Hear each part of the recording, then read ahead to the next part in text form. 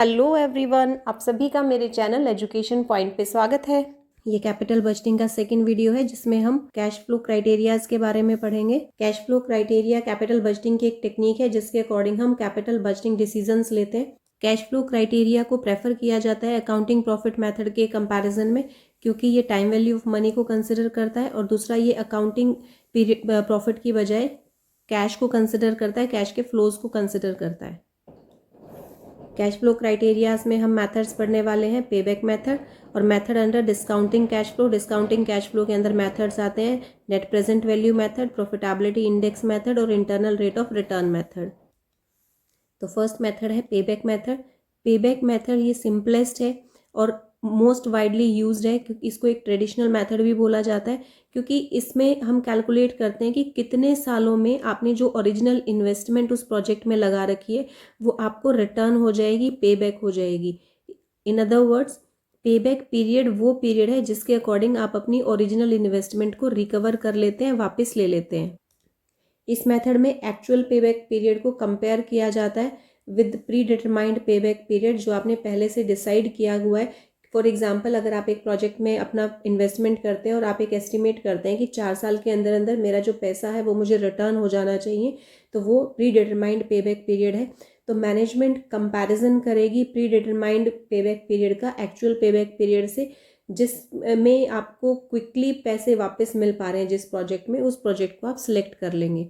यानी कि जिसका एक्चुअल पे बैक पीरियड कम है प्री डिटरमाइंड पे बैक पीरियड से, तो उस प्रोजेक्ट को हम एक्सेप्ट कर लेंगे, और जिसका एक्चुअल पे बैक पीरियड ज़्यादा है प्री डिटरमाइंड पे बैक पीरियड से, तो इट मीन्स हम जो अपनी इन्वेस्टमेंट है उसको रिफंड करने में टाइम लग रहा है उस प्रोजेक्ट में हमें, तो इसलिए उसको रिजेक्ट कर देंगे। तो इसका मतलब इसमें एक्चुअल पे बैक पीरियड को कैलकुलेट किया जाता है और उसको कंपेयर किया जाता है प्री डिटरमाइंड पे बैक पीरियड से। एक्चुअल पे बैक पीरियड आपका कम है प्री डिटरमाइंड पे बैक पीरियड से, तो आप उसको एक्सेप्ट कर लेंगे, और अगर ज़्यादा है तो रिजेक्ट कर देंगे। पे बैक पीरियड को कैलकुलेट करने के दो मेथड्स हैं। फर्स्ट मेथड उन प्रोजेक्ट्स के लिए यूज़ किया जाता है जिनमें आप कांस्टेंट और इक्वल कैश इनफ्लो ले रहे हैं। इस केस में इनिशियल कॉस्ट ऑफ इन्वेस्टमेंट को डिवाइड किया जाता है कांस्टेंट कैश फ्लोज से। फॉर एग्जांपल, अगर आपने हर एक किसी प्रोजेक्ट में 60,000 रुपीज़ जो है वो लगाए हैं और इससे हर साल आपको 12,000 रुपीज़ की इनकम हो रही है, तो इसको हम कट कर लेंगे। इसका मतलब ये जो पैसा है ये मेरा 5 ईयर्स में रिटर्न हो रहा है। तो इसी के अकॉर्डिंग पे बैक पीरियड को कैलकुलेट करने का फॉर्मूला क्या है कि आपकी टोटल इनिशियल इन्वेस्टमेंट कितनी है। जैसे कि आप अभी जो हमने एग्जांपल लिया था उसमें हमारी टोटल इनिशियल इन्वेस्टमेंट 60,000 रुपीज़ थी, divided by constant annual cash flow after tax. Tax के बाद आपको कितना इन कांस्टेंट इनकम हो रहा है, तो इस केस में हमारे पास 12,000 था। तो इस तरीके से हम क्या कर रहे हैं, इस प्रोजेक्ट का पे बैक पीरियड निकाल रहे हैं। तो इस प्रोजेक्ट का पे बैक पीरियड मेरे पास 5 ईयर्स आ रहा है। Now second method of calculating पे बैक पीरियड, इस मेथड को तब अडॉप्ट किया जाता है जब आपके पास जो कैश इनफ्लोज हैं वो हर साल अलग है। तो इसका मतलब आपको अनइक्वल कैश इनफ्लोज हो रहे हैं। तो इस मेथड में पे बैक पीरियड को कैलकुलेट करने के लिए हम कैश इनफ्लोज को तब तक ऐड करते रहेंगे जब तक कि आपकी ओरिजिनल इन्वेस्टमेंट रिकवर नहीं हो जाती है। यानी कि आप इनफ्लोज को तब तक ऐड करेंगे जब तक कि आपके ओरिजिनल इन्वेस्टमेंट जो प्रॉफिट्स हैं उनका जो टोटल है वो ओरिजिनल इन्वेस्टमेंट के इक्वल नहीं आ जाता। Now what are the advantages of pay back method. First advantage is simple. ये मेथड बिल्कुल ही सिंपल है, इजीली हम इससे पे बैक पीरियड को कैलकुलेट कर सकते हैं। Next is appropriate for firms suffering from liquidity. उन फर्म्स के लिए ये मेथड ज़्यादा सुटेबल है जो शॉर्टेज ऑफ कैश को फेस कर रहे हैं, यानी कि जिनके पास लिक्विडिटी की प्रॉब्लम रहती है, क्योंकि वो उन प्रोजेक्ट्स में ज़्यादा इन्वेस्ट करना चाहेंगे जिससे उनकी ओरिजिनल इन्वेस्टमेंट बहुत जल्दी उनको कैश में मिल जाए, रिटर्न हो जाए। Then next is appropriate in case of uncertain conditions.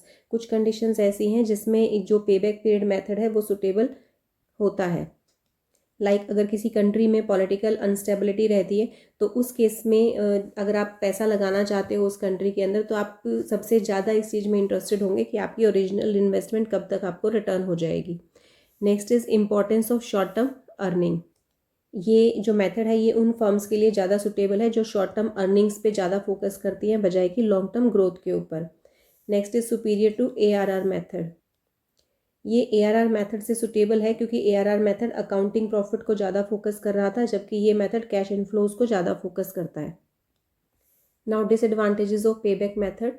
First disadvantage है ignores cash flows after the payback period. इस मेथड में हम सिर्फ ये चेक करते हैं कि कितना क्विकली हम अपनी ओरिजिनल इन्वेस्टमेंट को रिटर्न कर सकते हैं, लेकिन उसके बाद के जो ईयर्स हैं उसमें कैश फ्लो किस तरीके से है, क्या वो कैश फ्लो या प्रॉफिट्स वो प्रोजेक्ट हमें ज़्यादा दे रहा है उसके बाद या फिर कम दे रहा है, तो इस चीज़ को हम इग्नोर करते हैं। जैसे अगर मैं कंपेयर करूँ कि फर्स्ट प्रोजेक्ट है और एक सेकेंड प्रोजेक्ट है, दोनों में ही इन्वेस्टमेंट जो है वो 1,00,000 रुपीज़ की हम कर रहे हैं, फर्स्ट में भी और सेकेंड में भी 1,00,000 रुपीज़ हमने इन्वेस्ट किए। लेकिन फर्स्ट जो प्रोजेक्ट है उसका अगर हम कैश इनफ्लो देखें तो कैश इनफ्लो फर्स्ट ईयर में 25,000 हो रहा है, सेकेंड ईयर में 40,000 हो रहा है, थर्ड ईयर में 35,000 हो रहा है। तो इट मीन्स हमारा इसका जो पे बैक पीरियड है वो 3 ईयर्स है। यहाँ पे हमारे जो 1,00,000 रुपीज़ हैं वो पूरे रिकवर हो जाते हैं, लेकिन इसके बाद के जो कैश इनफ्लोज हैं वो ज़ीरो हैं। लेकिन अगर हम प्रोजेक्ट 2 की बात करें तो प्रोजेक्ट 2 में कैश इनफ्लोज जो है फर्स्ट ईयर में 20,000 का इनफ्लो हो रहा है, सेकेंड ईयर में 30,000 का इनफ्लो हो रहा है, थर्ड ईयर में 35,000 का इनफ्लो हो रहा है, नेक्स्ट ईयर में 60,000 का इनफ्लो हो रहा है, इसके बाद 15,000 का इनफ्लो हो रहा है, 10,000 का इनफ्लो हो रहा है। तो अगर हम यहाँ पे देखें तो यहाँ पे इसका जो पे बैक पीरियड है वो प्रोजेक्ट ए से ज़्यादा है, प्रोजेक्ट 1 से ज़्यादा है, लेकिन इसमें जो कैश इनफ्लोज हैं वो आपके पे बैक पीरियड के बाद भी है। लेकिन जबकि फर्स्ट प्रोजेक्ट जो है इसमें कैश इनफ्लोज ख़त्म हो जाते हैं आपके जैसे ही आपका पे बैक पीरियड पूरा होता है। Next is ignores time value of money. ये method time value of money को इग्नोर करता है, उसको कंसिडर नहीं करता है। जबकि अगर आप फर्स्ट ईयर में आपको 1 रुपीज़ आप इन्वेस्ट कर रहे हो तो आप उस 1 रुपये की वैल्यू आगे आने वाले ईयर्स में इंक्रीज होनी डिक्रीज़ हो जाती है। तो इसीलिए वो क्यों डिक्रीज़ होती है, क्योंकि उसमें इंटरेस्ट जो है वो आपको मिलना होता है। ठीक है, तो अगर आप टाइम वैल्यू को इस मेथड में कंसिडर करेंगे तो ये सुटेबल हो जाएगा, लेकिन पे बैक पीरियड मेथड में हम टाइम वैल्यू को कंसिडर नहीं करते हैं। नेक्स्ट है does not give accept reject decision in case of single project. अगर एक ही प्रोजेक्ट में आप इन्वेस्टमेंट कर रहे हैं तो ये जो मेथड है ये आपको सिंगल प्रोजेक्ट में ये नहीं बता सकता कि आपको वो जो प्रोजेक्ट है वो इन्वेस्ट चूज़ करना चाहिए, एक्सेप्ट करना चाहिए या उसको रिजेक्ट कर देना चाहिए। Ignores cost of capital. इस मेथड में कॉस्ट ऑफ कैपिटल को इग्नोर किया जाता है, यानी कि रेट ऑफ इंटरेस्ट को इग्नोर किया जा रहा है। Next one is ignores profitability of a project. ये जो मेथड है ये प्रॉफिटेबिलिटी को जो है इग्नोर कर रहा है कि आपको कितने प्रॉफिट्स जो हैं वो उस प्रोजेक्ट से मिल रहे हैं। ये सिर्फ इस चीज़ के ऊपर फोकस कर रहा है कि आपकी जो ओरिजिनल इन्वेस्टमेंट है वो कितना क्विकली कैश में कन्वर्ट हो जाएगी। Next is ignores the salvage value of the project. इसकी जो स्क्रैप वैल्यू है प्रोजेक्ट की वो इसको कंसिडर नहीं करता है, इसको इग्नोर करता है। Next is post payback period method. ये जो मेथड है ये पेबैक पीरियड के बाद का जो टाइम पीरियड है उसको फोकस करता है। ये उस पर ये चेक करता है कि आपको ओवर पेबैक पोस्ट ओवर या लाइफ ओवर पेबैक मेथड में कि आपने जो प्रोजेक्ट स्टडी कर रहे हो उसके पेबैक पीरियड के बाद जो है कितना कैश जनरेट हो रहा है, कितना इनफ्लो हो रहा है। This method can be use successfully where various projects under consideration. जब आपके पास बहुत सारे प्रोजेक्ट्स हैं जिनको आप चेक कर रहे हो तो उस टाइम पीरियड पे आप पोस्ट पेबैक पीरियड मेथड को चूज़ कर सकते हैं। फॉर एग्जांपल आपने 3 प्रोजेक्ट्स पे काम कर रहे हो और तीनों प्रोजेक्ट्स का पेबैक पीरियड जो है वो 3 इयर्स आ रहा है, यानी कि 3 इयर्स में तीनों ही प्रोजेक्ट्स आपको आपकी ओरिजिनल इन्वेस्टमेंट रिटर्न कर रहे हैं। तो उस केस में हम पोस्ट पेबैक पीरियड मेथड को चूज़ कर सकते हैं कि इन तीनों प्रोजेक्ट्स में पेबैक पीरियड के बाद जो कैश जनरेट हो रहा है, कैश इनफ्लो हो रहा है, वो कितना हो रहा है। तो जिसका ज़्यादा कैश इनफ्लो होगा उस प्रोजेक्ट को हम एक्सेप्ट कर सकते हैं। अब है methods under discounted cash flow. Payback method जो है वो टाइम वैल्यू ऑफ मनी को कंसिडर नहीं करता। और time value of money important क्यों है? एग्जिस्टेंस ऑफ इंटरेस्ट की वजह से, क्योंकि जैसे आप आज 1 रुपये किसी को दे रहे हैं तो वो कल आपको इसमें इंटरेस्ट ऐड करके देगा, यानी कि इसकी वैल्यू जो है वो नेक्स्ट ईयर इंक्रीज हो जाएगी। तो as per value of the money concept ₹1 जो जिसकी वैल्यू आज जो है उससे ज़्यादा वैल्यू होगी उसकी 1 साल के बाद। तो इसीलिए हमें टाइम वैल्यू ऑफ मनी को कंसिडर करना चाहिए। Now methods under discounted cash flow. Discounted cash flow के अंडर 3 मेथड्स हम स्टडी करेंगे। Net present value method, profitability index method और internal rate of return method. इस वीडियो में हम नेट प्रेजेंट वैल्यू मेथड को कंसिडर करेंगे।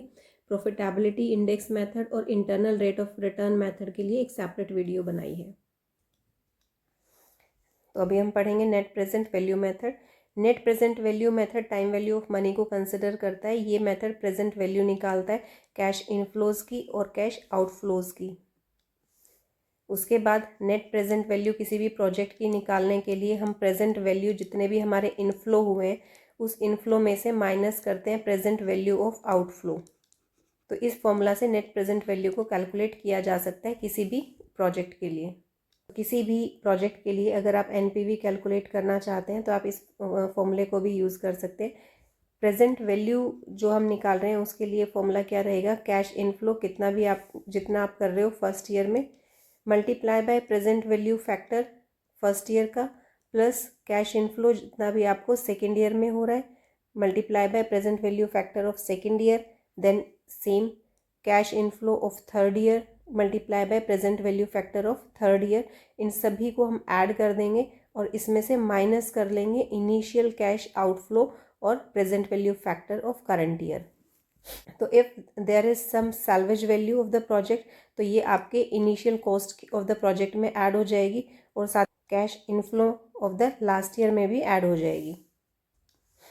अगर आपके क्वेश्चन में प्रेजेंट वैल्यू फैक्टर नहीं गिवन है तो प्रेजेंट वैल्यू फैक्टर को निकालने का फॉर्मूला रहेगा NPV cash inflow first year में जितना भी आपका कैश इनफ्लो हो रहा है, फॉर एग्जांपल आपको फर्स्ट ईयर में 10,000 रुपीज़ मिल रहे हैं multiply by 1 divided by 1 plus rate जितना भी आपका है, लाइक अगर आपको 10% मिल रहा है तो 0.10 then raise to the power 1 क्योंकि आपका ये फर्स्ट ईयर का है। इसी तरीके से आप इसमें ऐड कर देंगे सेकेंड ईयर का इनफ्लो। सेकेंड ईयर में फॉर एग्जांपल आपको 15,000 रुपीज़ का कैश इनफ्लो हो रहा है multiply by 1 divided by 1 plus r, rate हमारा 10% था और इसका रेज टू द पावर 2।